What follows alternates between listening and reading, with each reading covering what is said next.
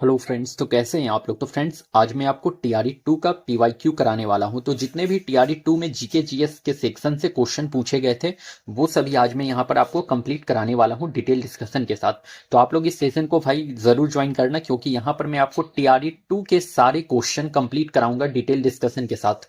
कोई भी टॉपिक आएगा तो उसका डिटेल डिस्कशन यहाँ पे आपको देखने को मिल जाएगा। तो कंप्लीट सेशन आपको जरूर ज्वाइन करना है और इस सेशन को ज्यादा से ज्यादा शेयर करें। हो सकता है ये सेशन लंबा हो, क्योंकि यहाँ पर डिटेल डिस्कशन भी होगा, तो हो सकता है सेशन लंबा हो जाए, बट आप लोग पूरा सेशन को जरूर देखेंगे और सेशन को ज्यादा से ज्यादा शेयर करें, लाइक करें और कमेंट करें। और भाई सब्सक्राइब करना चैनल को ना भूलें। तो चलो मैं आज स्टार्ट कर लेता हूं अपने फर्स्ट क्वेश्चन के साथ। तो भाई हमारा फर्स्ट क्वेश्चन आ जाता है कि धातु निष्कर्षण के में निम्नलिखित में से किसका उपयोग किया जाता है। तो धातु निष्कर्षण में किसका, कोक का, कोलतार का, पेट्रोलियम तक का। तो भाई देखो, धातु निष्कर्षण में जो है कोक का यूज करा जाता है, कोक का, ठीक है। और कार्बन का सबसे शुद्धतम रूप अगर पूछ ले तो कोक ही होता है। कार्बन का सबसे शुद्ध रूप, कार्बन का सबसे शुद्ध रूप अगर पूछ ले तो वो कॉक ही होता है, ठीक है। तो कार्बन का सबसे शुद्ध रूप, प्योर फॉर्म अगर पूछ ले भाई तो वो कोक हो जाता है, याद रख लीजिएगा आपको, ठीक है। नेक्स्ट, निम्नलिखित में से कौन सा सबसे कम घर्षण उत्पन्न करता है। तो भाई सबसे कम घर्षण उत्पन्न कौन करता है, सबसे कम घर्षण पूछ लिया है, उत्पन्न कौन करता है। तो फ्रिक्शन सबसे कम उत्पन्न कौन करेगा, फिसलन घर्षण तो नहीं भाई, फिसलन घर्षण तो सबसे कम नहीं करेगा उत्पन्न, ठीक है। तो सबसे कम घर्षण उत्पन्न कौन करेगा, तो फिसलन घर्षण करेगा, तो नहीं भाई, फिसलन घर्षण तो सबसे ज्यादा घर्षण उत्पन्न करता है, सबसे ज्यादा घर्षण उत्पन्न करता है फिसलन घर्षण, ठीक है। फिसलन घर्षण सबसे ज्यादा घर्षण उत्पन्न करता है। सबसे कम घर्षण तो रोलिंग घर्षण, तो बिल्कुल करेक्ट है, रोलिंग घर्षण जो है सबसे कम घर्षण उत्पन्न करेगा, रोलिंग घर्षण, याद रख लेना आप लोग। पांचवी बाघ गणना रिपोर्ट 2022 के अनुसार भारत में बाघों की संख्या है। तो भाई 2022 के रिपोर्ट के अनुसार भारत में बाघ की संख्या कितनी है, 3067 तो नहीं, 3167 मतलब 3167, 3167 बाघ जो है भारत में है अभी, ओके। 2022 के रिपोर्ट के अकॉर्डिंग 3167 याद रख लेना है। थावे महोत्सव का आयोजन होता है। तो भाई थावे महोत्सव का आयोजन कहां होता है, तो बिहार, तो बिल्कुल करेक्ट है, थावे महोत्सव आपके बिहार में होता है। और बिहार में भी कहां, तो गोपालगंज में होता है थावे महोत्सव, गोपालगंज में। गोपालगंज में क्या होता है, तो थावे महोत्सव होता है आपका, ठीक है। झारखंड की बात करी गई है तो सहरूल पर्व आप याद रख लोगे, झारखंड से, झारखंड में याद रख लोगे, सहरूल पर्व होता है एक, झारखंड में सहरूल पर्व याद रखिएगा आप लोग, ओके। एंड थावे महोत्सव बिहार के गोपालगंज में जो है थावे महोत्सव का आयोजन करा जाता है। The Chipko movement people's history नामक पुस्तक के लेखक कौन है। तो भाई जितने भी पुस्तक के लेखक हो जाते हैं, इंपॉर्टेंट हो जाते हैं, एक क्वेश्चन यहां से आपका फिक्स हो जाता है आपके एग्जाम के लिए। तो एग्जाम के लिए एक क्वेश्चन फिक्स हो जाता है आपके जो राइटर होते हैं उससे, बुक से रिलेटेड क्वेश्चन जो है इंपॉर्टेंट हो जाता है, मैं बार बार कहता हूं। और होगा तो मैं एक दिन आपको जो है कंप्लीट जो बुक के क्वेश्चन आपके पूछे जाते हैं एग्जाम में, जितने भी इंपॉर्टेंट बुक के होंगे क्वेश्चन, मैं आपको एक दिन करा दूंगा आपके सेशन में। तो कंप्लीट बुक का एक दिन आपको कराया जाएगा, राइटर का भी नाम जो है कंप्लीट बुक के साथ करा दूंगा एक दिन आपके सेशन में। तो भाई देखो, the Chipko movement people's history का लेखक जो है शेखर जोशी, तो बिल्कुल करेक्ट यही है, शेखर जोशी जो है the Chipko movement people's history नामक लेखक से आपके संबंधित थे, आपके शेखर जोशी, याद रख लेना है आप लोगों को, ओके फ्रेंड्स। अच्छा, शेखर जोशी कहता हूं या शेखर पांडे, शेखर पाठक किससे थे, शेखर जोशी कह देता हूं, शेखर पाठक किससे संबंधित थे, ठीक है। शेखर जोशी नहीं, नाम एक है बट शेखर पाठक के साथ आपको जाना है, शेखर पाठक किससे संबंधित थे। विश्व ब्रेल लिपि दिवस कब मनाया जाता है। तो भाई ब्रेल लिपि दिवस, तो ब्रेल लिपि दिवस 9 जनवरी नहीं, 8 जनवरी नहीं, 4 जनवरी। तो भाई ब्रेल लिपि दिवस जो है 4 जनवरी को मनाया जाता है। और ब्रेल लिपि दिवस कब से स्टार्ट हुआ है, तो 2019 से स्टार्ट हुआ है ब्रेल लिपि दिवस मनाना, ठीक है। तो 2019 से स्टार्ट हुआ है ब्रेल लिपि दिवस मनाना और ये 4 जनवरी को मनाया जाता है। अगर 9 जनवरी की बात करी जाए तो प्रवासी दिवस मनाया जाता है 9 जनवरी को, क्या मनाया जाता है, तो प्रवासी दिवस। तो 9 जनवरी को प्रवासी दिवस मनाया जाता है। क्यों मनाया जाता है भाई 9 जनवरी को प्रवासी दिवस, क्योंकि जो है 9 जनवरी को ही महात्मा गांधी भारत आए थे, इसीलिए जो है 9 जनवरी को प्रवासी दिवस के रूप में मनाया जाता है। अब आप लोग ये भी समझ गए होंगे कि क्यों प्रवासी दिवस 9 जनवरी को ही मनाया जाता है। तो भाई 9 जनवरी को महात्मा गांधी भारत आए थे, इसी वजह से प्रवासी दिवस 9 जनवरी को ही मनाया जाता है भाई। 8 जनवरी से याद, 8 जनवरी दिया है ना आप लोग, इससे एक याद रख लो 8 मार्च, 8 मार्च याद रख लेना, 8 जनवरी था इसलिए मुझे याद आ गया 8 मार्च। तो 8 मार्च से आप लोग महिला दिवस को याद रख लेना, महिला दिवस याद रख लेना 8 मार्च से, अंतर्राष्ट्रीय महिला दिवस 8 मार्च। ओके, और दिवस से भी एक क्वेश्चन आपके एग्जाम में फिक्स हो जाते हैं। और दिवस तो भाई मैं बार बार कहता हूं कि दिवस से क्वेश्चन ना आए ऐसा हो ही नहीं सकता है। बीपीएससी क्वेश्चन पूछे और दिवस से क्वेश्चन ना दे ऐसा हो ही नहीं सकता है। एक क्वेश्चन यहां से भी फिक्स लिख देता हूं टीआरई 4 के लिए, तो जहां भी फिक्स लिख रहा हूं तो समझ लेना क्वेश्चन वहां से टकरा जाएगा आपके एग्जाम में। सूर्य है एक, सूर्य भाई क्या है? तो श्वेत तारा, लाल तारा, पीला तारा। तो सूर्य क्या है, सूरज क्या है ये पूछा है, तो भाई सूरज जो है एक पीला तारा हो जाता है। क्या हो जाता है? तो पीला तारा जो है सूर्य हो जाता है आपका पीला तारा। ग्लोब पर 1 डिग्री के अंतराल पर खींची अक्षांश रेखाएं कितनी है? तो ग्लोब पर 1 डिग्री के अंतराल पर खींची अक्षांश रेखाएं भाई 179। तो बिल्कुल करेक्ट यही होने वाला है, 179 है ग्लोब पर 1 डिग्री के अंतराल पर खींची रेखाएं। ठीक है।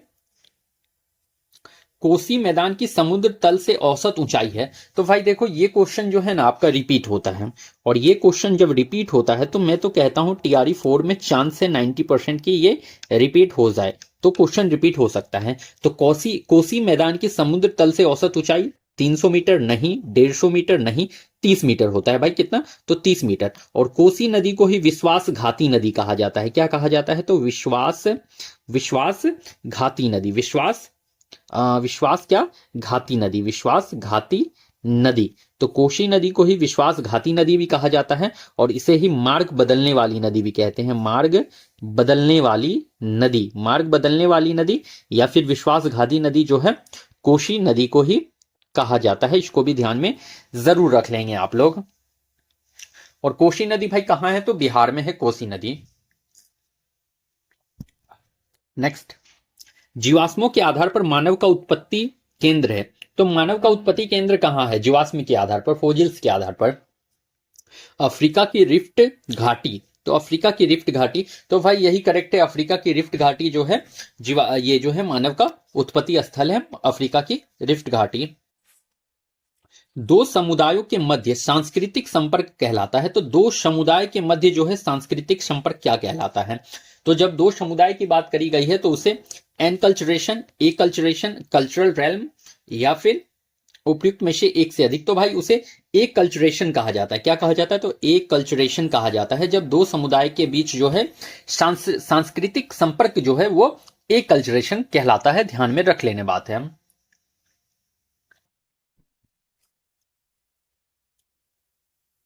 बरौनी तेल शोधक संयंत्र बिहार के किस जिले में स्थित है?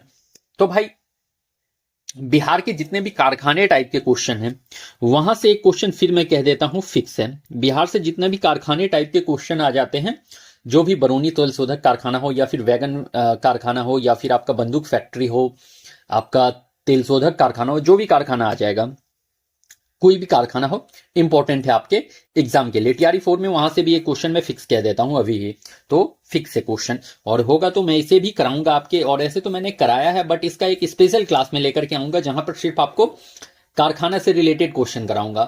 ठीक है। और ऐसे तो मैंने बिहार स्पेशल का जो सीरीज कराया है उसमें मैंने कंप्लीट कारखाने, जो बिहार के टोटल कारखाने हैं, फैक्ट्री हैं, जो भी है सभी मैंने करा रखा है बिहार स्पेशल वाले सीरीज में। बट एक जो वीडियो में लेकर आऊंगा सिर्फ उसमें कारखाना ही कराऊंगा, ऐसा मैं वीडियो लेकर के आऊंगा। 5 से 7 मिनट का, 10 मिनट के अंदर का वीडियो रहेगा, और उसमें बिहार का कंप्लीट कारखाना मैं करा दूंगा आपको।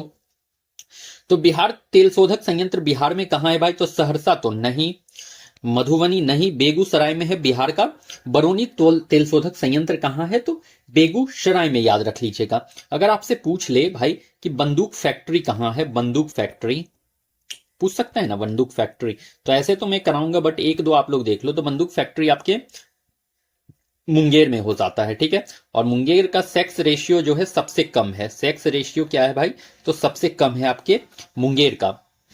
मुंगेर की बात करी जाए तो सिगरेट फैक्ट्री भी आपके मुंगेर में है। सिगरेट फैक्ट्री भी कहां है? तो सिगरेट फैक्ट्री भी मुंगेर में है, इसको भी याद रख लीजिएगा। और सेक्स रेशियो सबसे कम कहां का है? तो मुंगेर का है सेक्स रेशियो सबसे कम, याद रख लेना है इसको भी।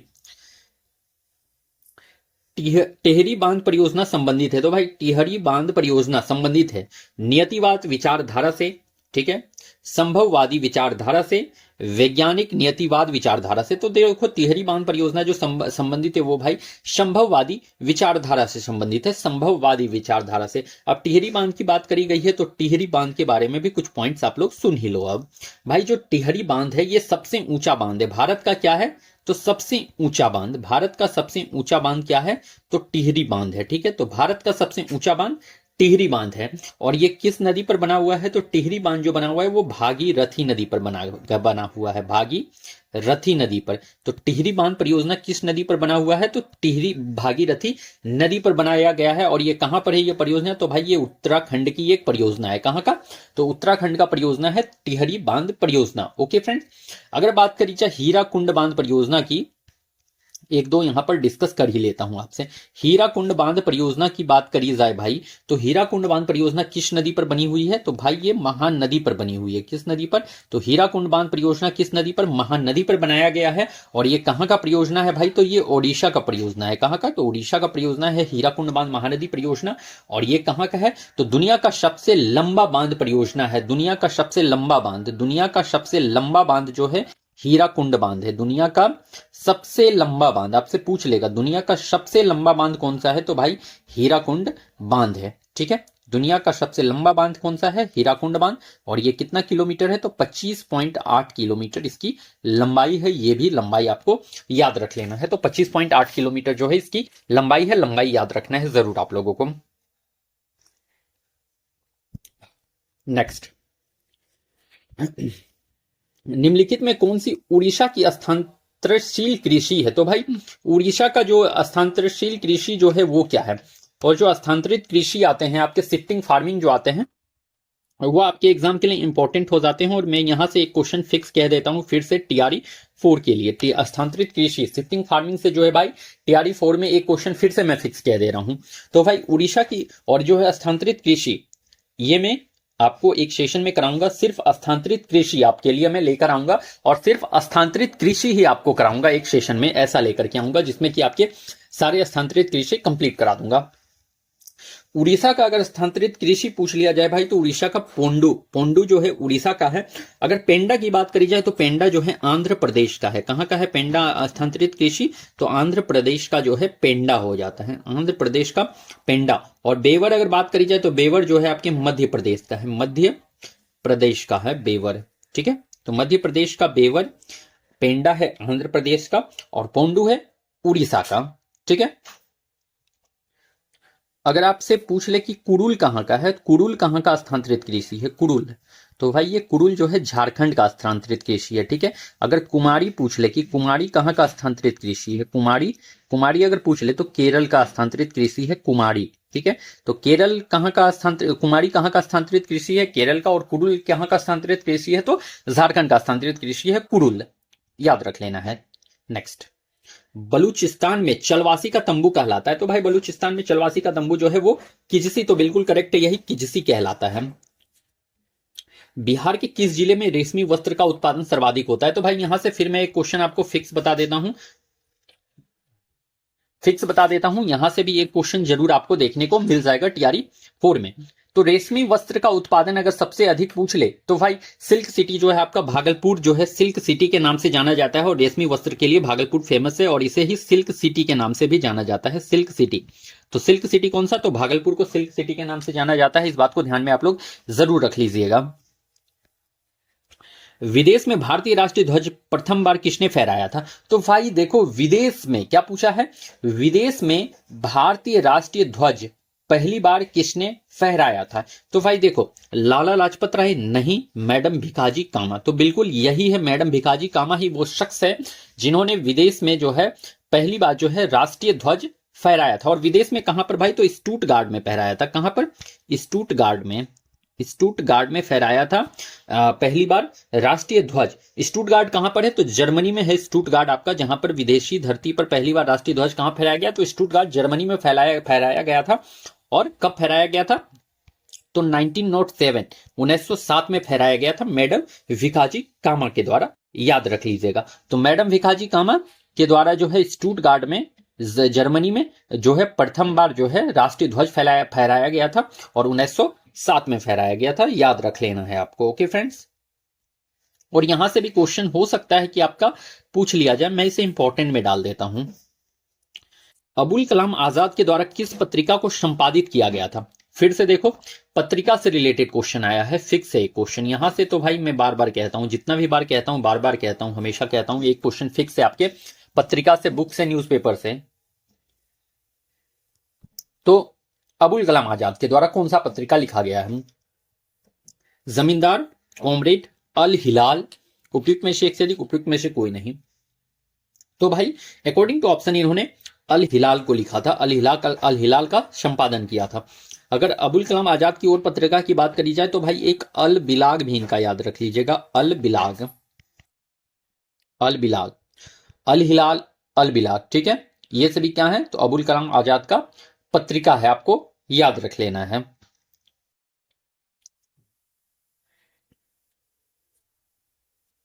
महात्मा गांधी एंड बिहार श्रम रेमिनेंस के कौन थे? अच्छा यहां पर लेखक होना चाहिए था, देखो प्रिंट नहीं हो पाया है। तो भाई तो महात्मा गांधी एंड बिहार श्रम रेमिनेंस के लेखक कौन थे? तो लेखक कौन थे आप लोग को ये बता देना है। डॉक्टर राजेंद्र प्रसाद, जयप्रकाश नारायण, कर्पूरी ठाकुर, उपयुक्त में से एक से अधिक, उपयुक्त में से कोई नहीं। तो भाई महात्मा गांधी एंड बिहार श्रम रेमिनेंस के लेखक कौन थे? डॉक्टर राजेंद्र प्रसाद इसके लेखक थे। कर्पूरी ठाकुर को क्या मिला था? तो भाई इधर भारत रत्न मिला है, 2024 में भारत रत्न से इन्हें सम्मानित किया गया था।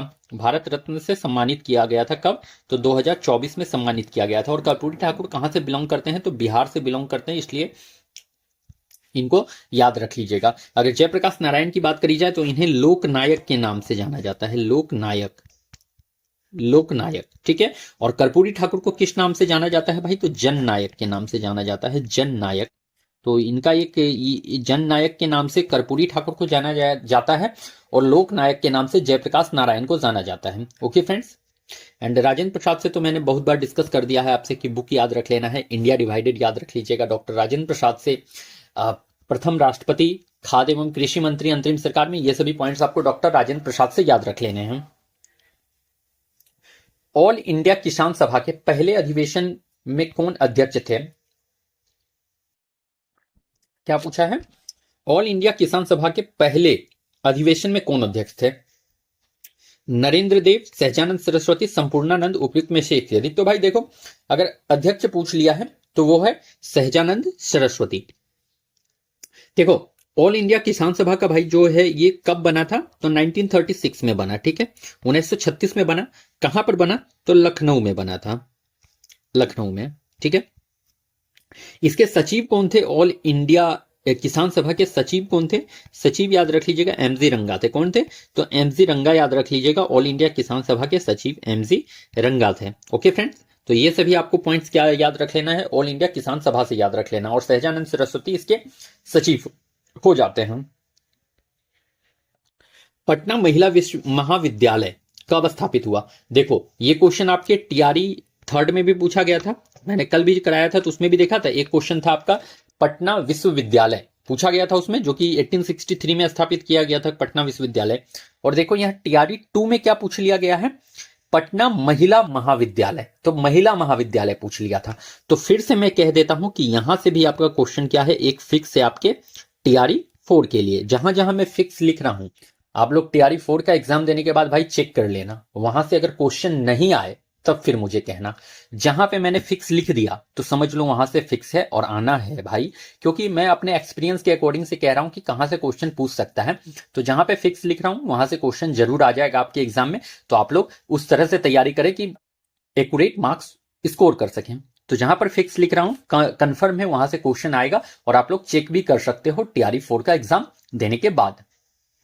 तो पटना महिला विश्वविद्यालय 1938 नहीं 1940, तो ये करेक्ट है, पटना महिला विश्वविद्यालय। और अगर आप लोग इस कंप्लीट जो है जितने भी विश्वविद्यालय टाइप के क्वेश्चन है, मॉन्यूमेंट टाइप के क्वेश्चन है, उसका एस्टेब्लिशमेंट डेट से रिलेटेड मैंने क्वेश्चन जो है आपके टीआरई थर्ड का जो पीवाईक्यू का एनालिसिस कराया है उसमें जो है करा दिया है कंप्लीट। तो अगर जिन्होंने नहीं देखा है तो उस सेशन को जरूर देखिएगा, आपको वहां पर सारे कंप्लीट जो महाविद्यालय, विश्वविद्यालय या फिर विद्यालय हैं, या फिर आपका बिहार का पटना क्या कहते हैं उसे यार, पटना मेडिकल कॉलेज है, या फिर लाल किला, ये सब जितने भी आते हैं, तो लाल किला कहता हूँ यार, गोलघर, ये सब सभी का जो है मैंने इससे जो टीआरई थर्ड वाला जो पीवाईक्यू एनालिसिस कराया है उसमें मैंने कंप्लीट करा रखा है, तो आप लोग वहां पर चेकआउट कर लेना, आपको वहां पे सारे जो है डेट मिल जाएंगे। ठीक है, तो उस सेशन को आप लोग जरूर देखेंगे जिन लोगों ने नहीं देखा है।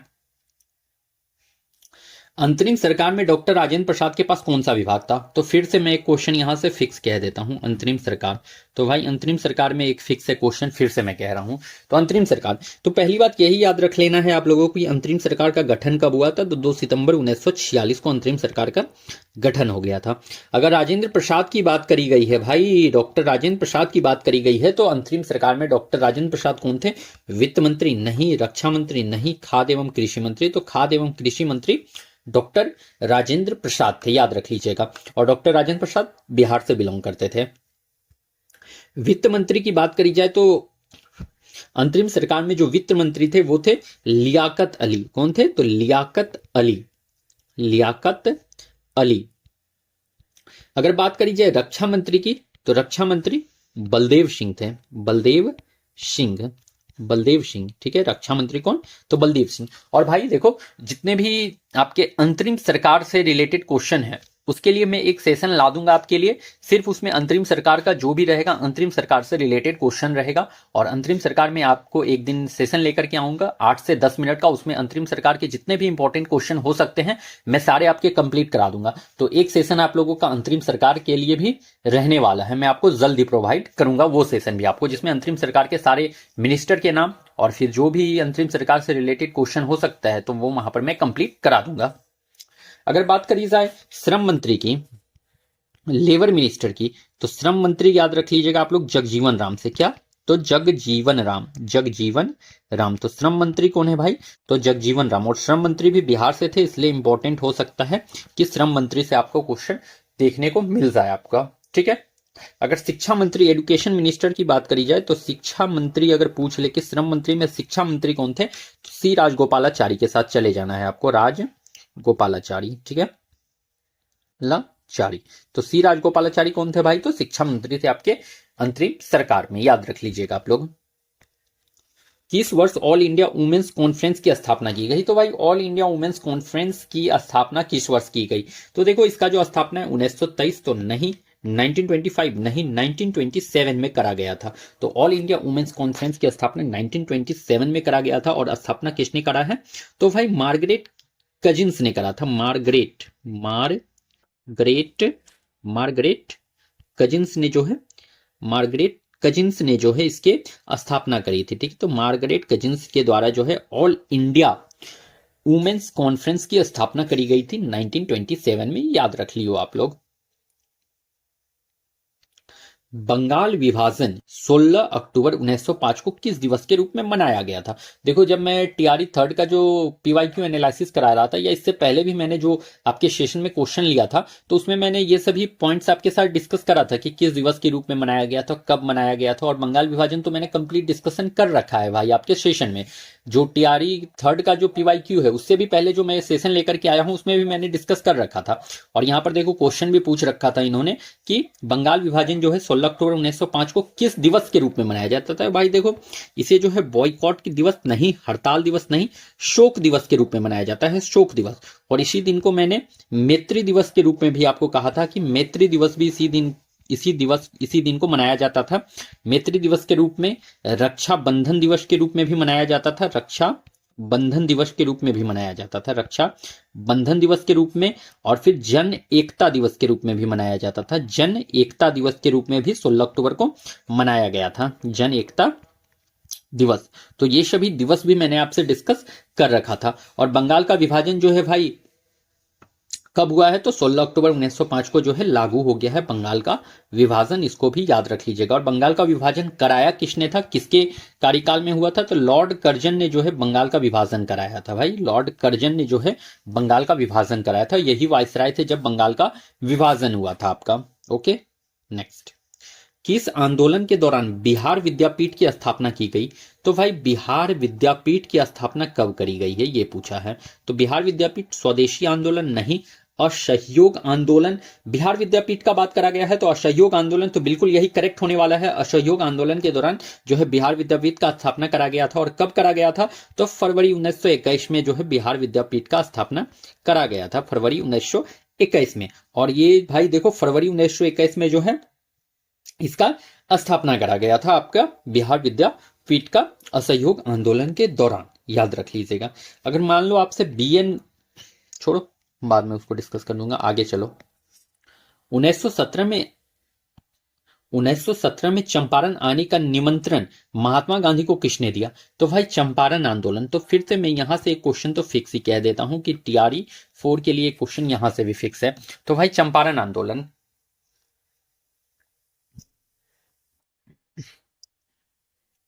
तो 1917 में चंपारण आने का निमंत्रण महात्मा गांधी को किसने दिया?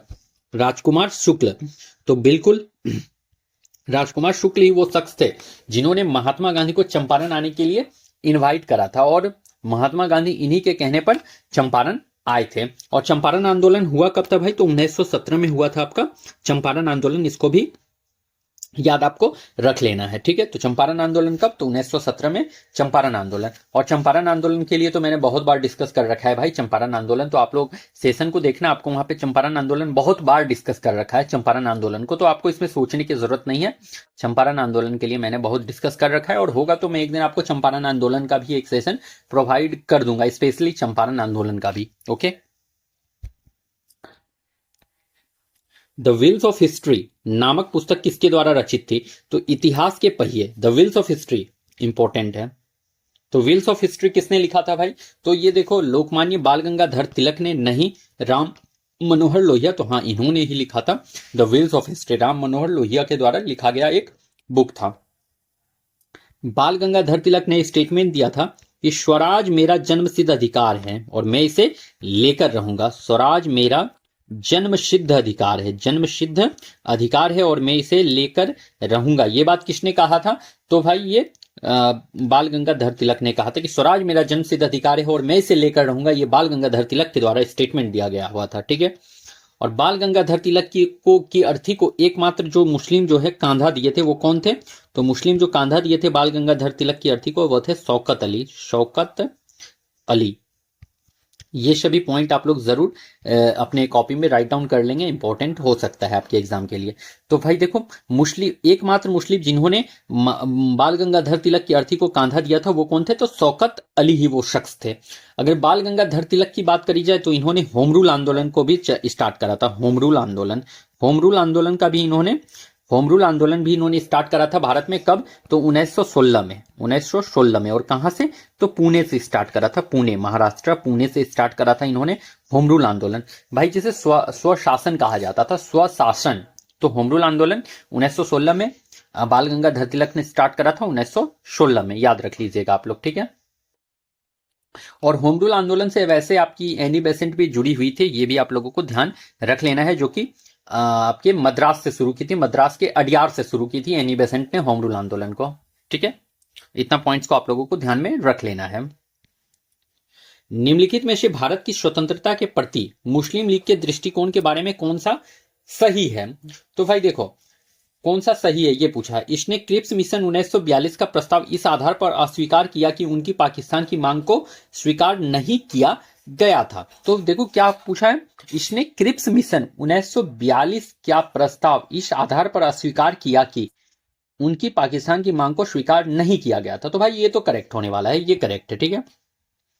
इसने वेवल योजना 1945 को अस्वीकृत किया क्योंकि उनकी स्वतंत्र पाकिस्तान की मांग को यह कमजोर कर सकती थी, सही बात है। इसने कैबिनेट मिशन प्रस्तावों को अस्वीकार किया और 1946 में सीधी कार्यवाही का सहारा लिया, ये भी करेक्ट है। मतलब कि यहाँ उपयुक्त में से एक से अधिक यहाँ पर करेक्ट होने वाला है आपका, उपयुक्त में से एक से अधिक यहाँ आंसर आपको करेक्ट देखने को मिल रहा है। बिहार के किस जिले में मक्का का उत्पादन सर्वाधिक? तो भाई मक्का और फसल से रिलेटेड क्वेश्चन तो भाई मैं फिर से कह देता हूं कि फिक्स है, फसल से एक क्वेश्चन तो जरूर आएगा, और फसल के लिए भी मैं आपको एक सेशन प्रोवाइड कर दूंगा, सिर्फ फसल का क्वेश्चन वहां पे रहेगा। तो बिहार के किस जिले में मक्का का उत्पादन? तो सारण तो नहीं भाई, सिवान नहीं, तो मक्का जो है मुजफ्फरपुर में सबसे ज्यादा मक्का होता है। कहां पर? तो मुजफ्फरपुर में जो है सबसे ज्यादा जो है आपको मक्का देखने को क्या कहते हैं उसे मिल जाता है। तो बिहार में मक्का कहाँ? तो मुजफ्फरपुर में आप लोग मक्का याद रख सकते हो, मुजफ्फरपुर के साथ, ठीक है। जनसंख्या घटने से मानव भूमि अनुपात, तो भाई यहां पर क्या पूछ रखा है आपसे कि जनसंख्या घटने से मानव भूमि अनुपात क्या होगा, ये पूछा है आपसे। तो देखो क्या हो जाएगा, घटता है, बढ़ता है, स्थिर रहता है। तो भाई जनसंख्या घटने से क्या होगा, मानव भूमि अनुपात जो है वो क्या हो जाएगा, वो बढ़ जाएगा। क्या हो जाएगा, तो बढ़ जाएगा, बढ़ता है, इसको भी ध्यान में आप लोग जरूर रख लेंगे। जनसंख्या घटने से मानव भूमि अनुपात क्या होगा, तो बढ़ जाएगा, इसको ध्यान में रख लेना है आपको। ओके फ्रेंड्स,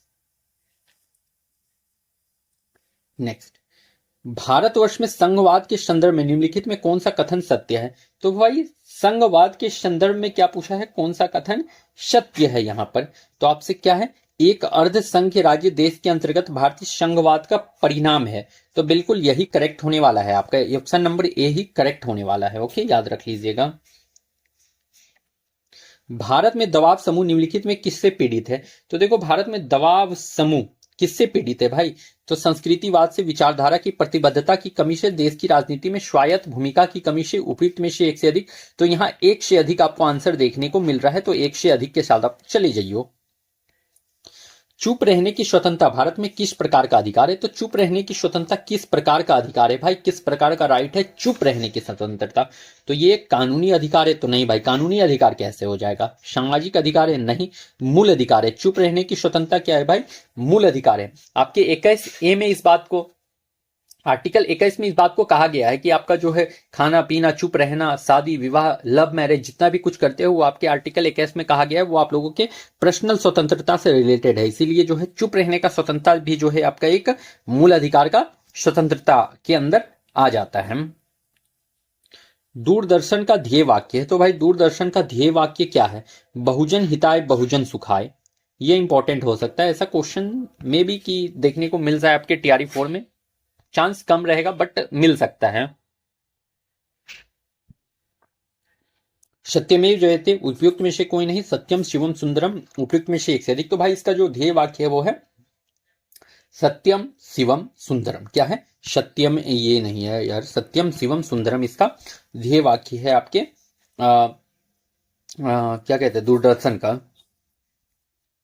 भगवान महावीर वन्यजीव अभ्यारण्य कहाँ स्थित है, और ये क्वेश्चन जो है रिपीट हो रहा है और TRE 4 में भी रिपीट हो सकता है। तो भगवान महावीर वन्यजीव अभ्यारण्य कहाँ स्थित है, राजस्थान नहीं, मध्य प्रदेश नहीं, गोवा। तो बिल्कुल करेक्ट है, भगवान महावीर वन्यजीव अभ्यारण्य जो है आपके गोवा में सिचुएटेड है, स्थित है, इसको याद रख लीजिएगा। खुदाई खिदमतगार आंदोलन का नेतृत्व किसने किया। तो खुदाई खिदमतगार, या फिर आपसे ऐसे भी पूछ सकता है कि लाल कुर्ती आंदोलन, लाल कुर्ती आंदोलन, रेड शर्ट आंदोलन, ऐसा पूछता है ना, तो लाल कुर्ती आंदोलन या फिर खुदाई खिदमतगार। तो भाई ये इससे कौन नेतृत्व किसने किया था, तो ख्वाजा मोइनुद्दीन चिश्ती ने नहीं, खान अब्दुल गफ्फार खान ने जो है खुदाई खिदमतगार आंदोलन का नेतृत्व किया है, या फिर लाल कुर्ती आंदोलन का नेतृत्व किया है। दोनों तरह से क्वेश्चन पूछा जा सकता है। और ये खुदाई खिदमतगार जो है ना, कब, तो सविनय अवज्ञा आंदोलन के दौरान ये हुआ था, सविनय अवज्ञा आंदोलन के दौरान, ठीक है, सक्रिय हुआ था। सविनय अवज्ञा आंदोलन के दौरान की बात है खुदाई खिदमतगार, ठीक है। तो सविनय अवज्ञा आंदोलन के दौरान खुदाई खिदमतगार जो है सक्रिय हुआ था भाई। और ये खुदाई खिदमतगार जो है उत्तर पश्चिमी क्षेत्र में सक्रिय हुआ था, उत्तर पश्चिमी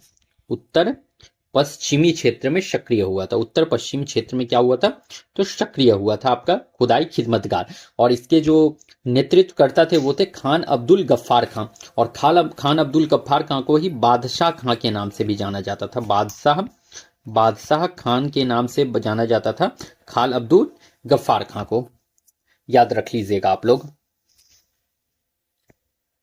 जनजातीय गौरव दिवस कब से शुरू किया गया, तो भाई इंपॉर्टेंट हो सकता है ऐसा क्वेश्चन। तो जनजातीय गौरव दिवस 15 अगस्त 2015 नहीं, 26 जनवरी 2019 नहीं, 15 नवंबर 2021 से जो है जनजातीय गौरव दिवस जो है स्टार्ट करा गया था। कौन सा राज्य सर्वाधिक बाजरा उत्पादित करता है, तो भाई बाजरा की बात करी गई है तो हरियाणा नहीं, राजस्थान। तो भाई राजस्थान जो है सर्वाधिक बाजरा जो है सर्वाधिक कौन उत्पादित करता है, तो राजस्थान उत्पादित करता है, याद रख लीजिएगा। ये बाजरा जो है एक मोटा अनाज है, क्या है, तो मोटा अनाज है बाजरा। और जो मोटे अनाज होते हैं ना भाई, वो शुष्क भूमि वाले एरिया में मिलते हैं, तो इसलिए राजस्थान जो है यहाँ पर शुष्क भूमि का एरिया है, तो इसीलिए जो है मोटा अनाज जो बाजरा हो जाता है वो आपके राजस्थान वाले एरिया में देखने को मिल जाता है। सेल जिनमें जीवाश्म पाए जाते हैं, तो भाई वो जीवाश्म किस में पाया जाता है? सेल जिनमें जीवाश्म पाए जाते हैं, तो जीवाश्म अगर बात करी गई है तो जीवाश्म जो है अवसादी सेल, सेडिमेंट्री रोग जो होते हैं उसमें जो है सेल पाए जाते हैं। क्या पाए जाते हैं? तो सेल पाए जाते हैं आपके सेडिमेंट्री रोग में, याद रख लेना है आपको। चाप झील, ऑक्सबो झील पाई जाती है, तो ऑक्सबो लेक कहां पर पाया जाता है? हिमनदों में नहीं, नदी घाटियों में आपका ऑक्सबो लेक पाया जाता है। ये नदी घाटियों में जो है चाप झील। चाप झील क्या होता है भाई? मतलब इनका जो ये शेप होता है ना, वो गाय के खुर के आकार का होता है, इसीलिए इन्हें ऑक्सबो लेक कहा गया है। तो गाय के खुर के आकार का होता है इन्हें, इसलिए इसे ऑक्सबो लेक कहा जाता है और ये नदी घाटियों में पाया जाता है। विश्व जल दिवस मनाया जाता है, तो भाई फिक्स एक क्वेश्चन यहां से भी पूछा जा सकता है आपके एग्जाम में, मैं तो कहता हूं पूछ लेगा आपको। ठीक है, तो जल दिवस अगर पूछ ले तो 22 जनवरी नहीं, 22 फरवरी नहीं, 2 फरवरी नहीं, इनमें से कोई नहीं। तो भाई यही करेक्ट है, इनमें से कोई नहीं। जल दिवस जो है आपके 22 मार्च को मनाया जाता है। जल दिवस कब मनाया जाता है? तो 22 मार्च को जल दिवस मनाया जाता है, याद रख लीजिएगा। अगर 22 अप्रैल पूछ लें, 22 अप्रैल, तो 22 अप्रैल से पृथ्वी दिवस याद रख लीजिएगा। पृथ्वी दिवस 22 अप्रैल से याद रख लीजिएगा पृथ्वी दिवस को। ओके फ्रेंड्स, एक सिंग युक्त गेंडा का गृह राज्य है, तो एक सिंग वाला गेंडा, तो एक सिंग वाला गेंडा कहां मिलता है? इंपॉर्टेंट है आपके लिए। तो एक सिंग वाला गेंडा जो है गुजरात नहीं, केरल नहीं, असम में। एक सिंग वाला गेंडा जो है असम में पाया जाता है, और कहां पर? तो काजीरंगा, काजीरंगा, काजीरंगा में। ठीक है, तो काजीरंगा नेशनल पार्क में जो भाई एक सिंग वाला गेंडा पाया जाता है, और कहां पर है काजीरंगा? तो असम में है। अगर गुजरात की बात करी जाए तो गुजरात जो है ये कहां पर है? गिर, गिर राष्ट्रीय उद्यान जो है गुजरात में है। गिर राष्ट्रीय उद्यान कहां है भाई? तो गुजरात में है, और ये एशियाई शेर के लिए फेमस है। एशियाई शेर के लिए फेमस है, एशियाई शेर के लिए। ठीक है, तो एशियाई शेर के लिए जो है गिर फेमस है, जो कि गुजरात में पाया जाता है।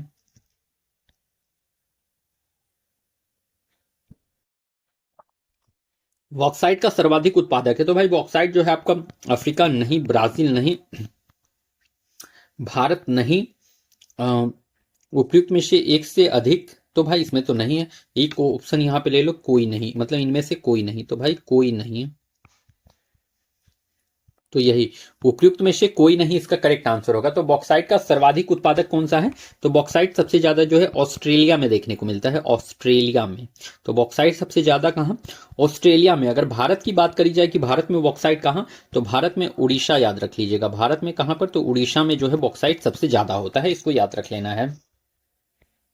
सुनहरा रेशा से अभिप्राय है, तो सुनहरा रेशा किसे कहा जाता है भाई? तो सुनहरा रेशा, अगर सुनहरा रेशा की बात करी जाए तो चाय को नहीं, कपास को नहीं, पटसन जिसे जूट भी कहते हो, तो सुनहरा रेशा किसे? पटसन को कहा जाता है, जूट जिसे कहते हो भाई, तो जूट पटसन को सुनहरा रेशा कहा जाता है, याद रख लीजिएगा। अगर कपास पूछ ले तो कपास को रजत रेशा कहा जाता है, रजत रेशा। रजत रेशा किसे कहते हो? तो कपास को कहते हो। रजत रेशा कपास को कहा जाता है, और सुनहरा रेशा जूट को कहा जाता है, जिसे पटसन भी कहते हो आप लोग। और ये जूट से जो है रस्सी बनाई जाती है, पटसन से क्या, तो जूट से क्या बनाया जाता है? तो रस्सी बनाया जाता है। जनसंख्या में परिवर्तन के 3 मुख्य कारक है, तो जनसंख्या में परिवर्तन के मुख्य कारक जन्म, मृत्यु, विवाह, तो नहीं। जन्म, मृत्यु, प्रवास, तो बिल्कुल करेक्ट है भाई। जन्म है, मृत्यु है, और प्रवास जो है जनसंख्या में परिवर्तन का मेन फैक्टर है।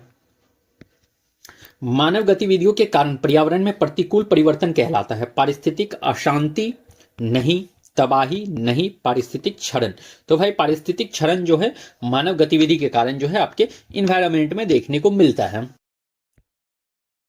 काले फेफड़े का रोग संबंधित है, यहां से भी एक क्वेश्चन फिक्स है, और ये डिजीज टाइप के क्वेश्चन तो मैं आपको एक सेशन में करा दूंगा। ठीक है, तो सेशन में एक कराऊंगा डिजीज के क्वेश्चन।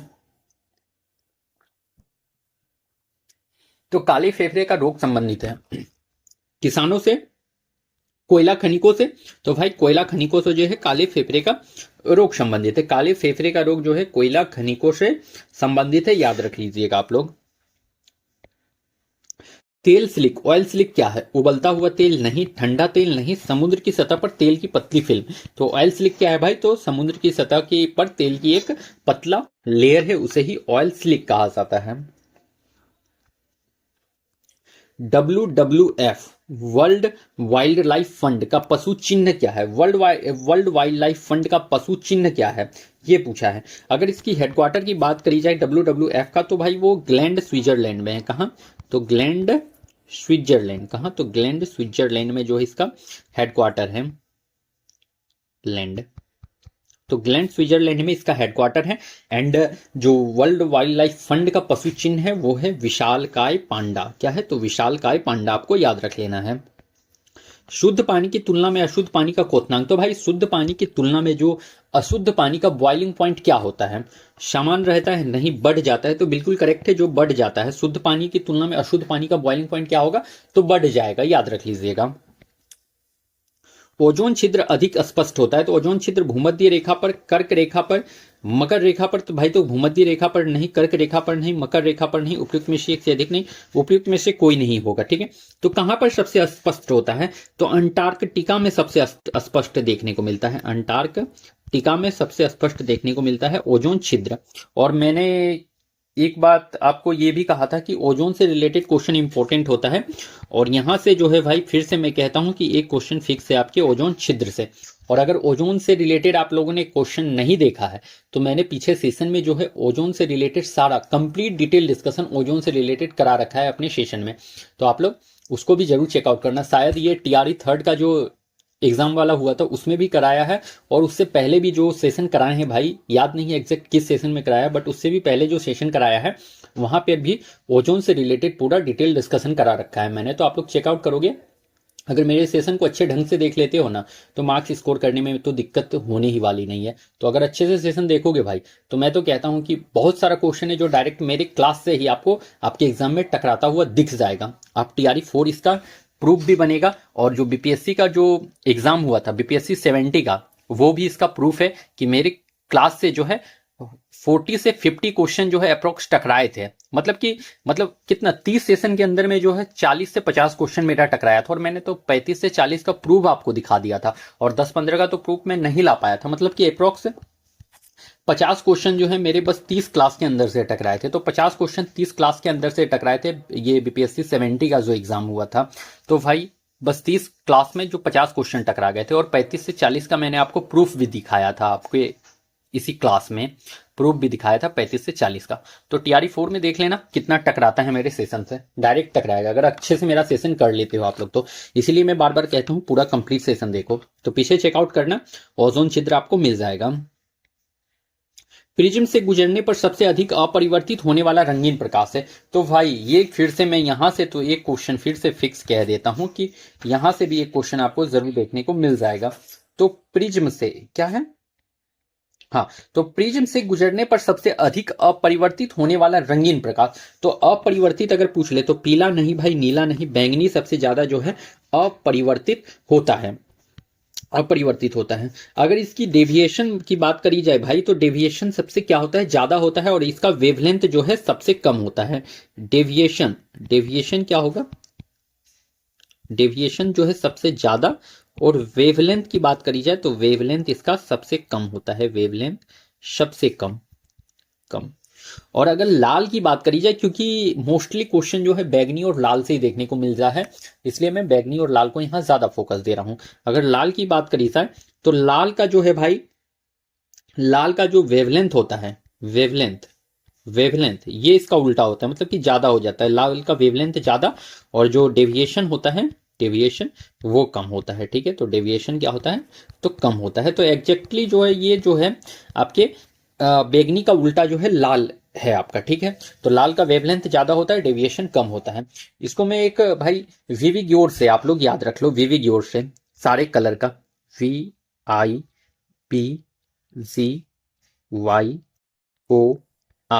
VV से याद रख लो। अगर मान लो नीचे से ऊपर जाओगे ना, जब नीचे से ऊपर जाओगे भाई, यहां पर देखो मैं बता देता हूं अभी। जब नीचे से ऊपर जाओगे ना, नीचे से ऊपर, तो जब वायलेट से रेड की तरफ जाओगे तो वेवलेंथ बढ़ेगा। वेवलेंथ क्या होगा? वेवलेंथ बढ़ेगा। ठीक है, और जब ऊपर से नीचे रेड से वायलेट की तरफ आओगे तो फ्रीक्वेंसी कम होगा। ठीक है, फ्रीक्वेंसी फ्रीक्वेंसी बढ़ेगा। ठीक है, याद रख लीजिएगा। ऊपर से नीचे आओगे तो फ्रीक्वेंसी, और नीचे से ऊपर जाओगे तो वेवलेंथ बढ़ेगा। इस तरह से याद रख लेना, आप लोग इजिली याद रख सकोगे। किसी चालक का प्रतिरोध समानुपाती होता है, तो भाई चालक का प्रतिरोध समानुपाती होता है उसके अनुप्रस्थ काट के क्षेत्र में, गलत है। उसके घनत्व के, नहीं भाई। उसकी लंबाई के, तो समानुपाती किसका होता है, तो उसका लंबाई का समानुपाती होता है। किसके समानुपाती होता है, तो उसके लंबाई के समानुपाती होता है आपका जो होता है प्रतिरोध। Okay friends, next. माचिस की डिब्बी में रगड़ने वाली सतह पर मौजूद मुख्य रासायनिक घटक क्या है, तो माचिस का डिब्बी पर जो है पोटेशियम क्लोरेट रगड़ा जाता है, नहीं। तो भाई माचिस की डिब्बी पर फॉस्फोरस रगड़ा जाता है। क्या रगड़ा हुआ रहता है, तो माचिस की डिब्बी पर जो है फॉस्फोरस आपका जो है एक केमिकल वो रगड़ा हुआ रहता है। निम्नलिखित में से कौन सा अल्कोहल पेय के लिए उपयुक्त है, तो पीने वाला अल्कोहल, अल्कोहल जो पेय युक्त है मतलब पीने वाला, तो भाई क्या है यहाँ पर, ethanol, ethanol, ethyl alcohol, methanol, methanol और ये एसिटिक एसिड। तो भाई एथेनॉल जो है आपका, इथाइल अल्कोहल जो है वो पीने योग्य अल्कोहल है। क्या है, एथेनॉल जो इथाइल अल्कोहल होता है वो पीने योग्य होता है। अगर मेथेनॉल की बात करी जाए तो भाई ये जहरीली शराब है, इसके पीने की वजह से जो ना मौत हो जाता है। ठीक है, तो मेथेनॉल जो है क्या है, तो जहरीली शराब है और इसी को पीने की वजह से जो है इंसान का मौत हो सकता है। ओके, याद रख लीजिएगा। किसी ईंधन की दक्षता के संदर्भ में व्यक्त की जाती है, तो किसी ईंधन की दक्षता के संदर्भ में व्यक्त की जाती है, उसके घनत्व नहीं, उसके मान। तो बिल्कुल यही करेक्ट होने वाला है। उसका मान तो यहां पर ये थोड़ा मिसप्रिंट हुआ है, उसका जो है कैलोरी मान यहां पर होना चाहिए था, कैलोरी मान, कैलोरी मान। तो भाई कैलोरी मान जब रहता है ना तो ये मोस्ट एप्रोप्रिएट आंसर हो जाता, तो उसका कैलोरी मान के संदर्भ में होता है। खाने के डिब्बे पर जस्ता के बजाय टीन की परत चढ़ी होती है, क्योंकि ये क्वेश्चन भी रिपीट होता हुआ दिख रहा है, टीआरई 4 में रिपीट हो सकता है। तो देखो, खाने के डिब्बे पर जस्ता के बजाय टीन की परत चढ़ी होती है, क्यों, जस्ता टीन की तुलना में महंगा है। तो भाई ऐसा कोई लॉजिक नहीं बनता है, महंगा और सस्ता की बात यहां पर नहीं करी गई है। टीन की तुलना में जस्ता का गलनांक अधिक होता है, टीन की तुलना में जस्ता अधिक प्रतिक्रियाशील है। तो भाई जस्ता का गलनांक, ऐसा तो कोई लॉजिक नहीं है मेरे भाई। टीन की तुलना में जस्ता अधिक जो है भाई रिएक्टिव है, इसीलिए जो है आपका जो है टीन का परत चढ़ा होता है आपके खाने के डिब्बे पर, याद रख लीजिएगा। निम्नलिखित में कौन सी पारंपरिक सिंचाई पद्धति नहीं है, तो भाई बीपीएससी में क्या है, नहीं पे आपको ज्यादा फोकस करके रखना है, नहीं है पूछा यहाँ पर। तो खंडक प्रणाली, चेन पंप प्रणाली, ड्रिप प्रणाली। तो भाई क्या पूछा है, पारंपरिक सिंचाई पद्धति नहीं है, तो ड्रिप प्रणाली इसका करेक्ट आंसर होने वाला है। मानव गुर्दा की कोशिका में लिंग गुणसूत्रों की संख्या होती है, भाई तो लिंग गुणसूत्र, क्रोमोजोम का संख्या पूछ लिया है आपसे, क्रोमोजोम का क्या पूछा है, तो क्रोमोजोम का संख्या पूछा है, तो वो कितना है, एक जोड़ा। तो बिल्कुल करेक्ट है, एक जोड़ा जो है आपका लिंग गुणसूत्र होता है आपके मानव के गुर्दे में। ओके, मानव कान का श्रवण परास क्या है, तो भाई 20 हर्ट्ज से 20,000 हर्ट्ज। तो बिल्कुल यही करेक्ट होने वाला है। मानव कान का जो रेंज होता है वो 20 हर्ट्ज से 20,000 हर्ट्ज तक का जो होता है मानव का जो श्रवण रेंज होता है। निम्नलिखित में किसमें उच्चतम ऊर्जा होती है, तो भाई उच्चतम ऊर्जा पूछ लिया है। तो देखो आपके नीले प्रकाश, लाल प्रकाश, पीला प्रकाश। तो नीला प्रकाश में जो है उच्चतम ऊर्जा होता है, किसमें, तो नीला प्रकाश, ब्लू लाइट में उच्चतम ऊर्जा होता है, और लाल प्रकाश में क्या होता है, सबसे कम ऊर्जा होता है। ऊर्जा की बात करी गई है तो नीला में सबसे ज्यादा ऊर्जा होगा और लाल में सबसे कम ऊर्जा होगा।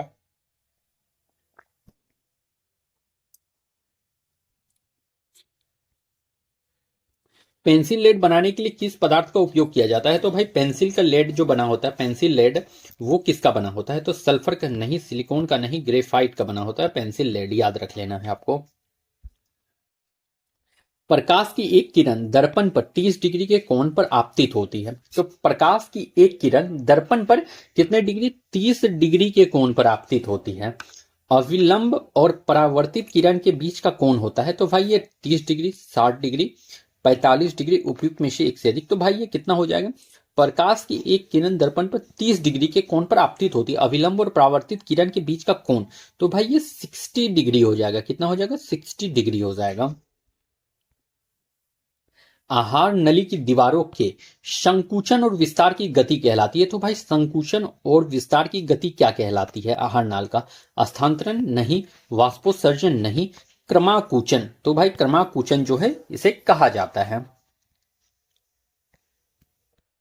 तो फ्रेंड्स हमारा आज का सेशन यहाँ पर कंप्लीट होता है और आप लोग इस कंप्लीट सेशन को जरूर देखना, क्योंकि यहाँ पर मैंने जो है डिटेल डिस्कशन आपका करा रखा है। और जैसे जो जो आज मैंने कहा कि ये सभी टॉपिक के मैं आपको कराऊंगा, तो सभी के लिए मैं एक टॉपिक लेकर के आऊंगा जिसमें से 10 से 15 मिनट के अंदर में आपका जो है वो एक टॉपिक से कंप्लीट आंसर कंप्लीट कराऊंगा, ठीक है। और भाई आप लोगों के पोस्ट के माध्यम से मैंने एक पोस्ट भी करा था जिसमें मैंने कहा था कि पोस्ट के माध्यम से मैं हिस्ट्री के सभी टॉपिक के इंपॉर्टेंट प्रश्न कराऊंगा। तो मैं पोस्ट के माध्यम से परसों से ही मैं पोस्ट के माध्यम से हिस्ट्री का टॉपिक वाइज जो है सारा इंपॉर्टेंट प्रश्न करा रहा हूं। तो आप लोग पोस्ट में ज्यादा से ज्यादा कमेंट करेंगे, आंसर देंगे, क्योंकि पोस्ट के माध्यम से मैं वहां पर टॉपिक वाइज आपका हिस्ट्री का टॉपिक वाइज कंप्लीट करा रहा हूं क्वेश्चन। तो जिस जिस टॉपिक का क्वेश्चन वहां पर मैं देता हूं उस क्वेश्चन में आप लोग ज्यादा से ज्यादा ज्वाइन करें, क्योंकि आपके एग्जाम में वो बहुत ज्यादा हेल्पफुल होगा और आपका एग्जाम के लिए कंटेंट बेहतर वहां से तैयार हो सकता है। तो पोस्ट के माध्यम से मैं वहां पर एक एक टॉपिक कंप्लीट करा रहा हूं, तो आप लोग उस पोस्ट को जरूर जाके चेकआउट करेंगे और पोस्ट में आंसर भी जरूर दें आप लोग। तो ज्यादा से ज्यादा मेरे पोस्ट में भी जुड़ेंगे, आंसर करेंगे। वो पोस्ट भी आप लोगों के लिए ही है, क्योंकि वहां पर मैं सिर्फ टॉपिक वाइज जो है इंपॉर्टेंट क्वेश्चन करा रहा हूं। सारे टॉपिक का मैं इंपॉर्टेंट क्वेश्चन वहां पे कराऊंगा, इसलिए जरूर से जरूर उस पोस्ट को आप लोग आंसर देंगे उस पोस्ट में जाकर। तो चलिए फिर मैं मिलता हूं कल किसी नेक्स्ट सेशन के साथ, तब तक के लिए आप लोगों को thank you and best of luck.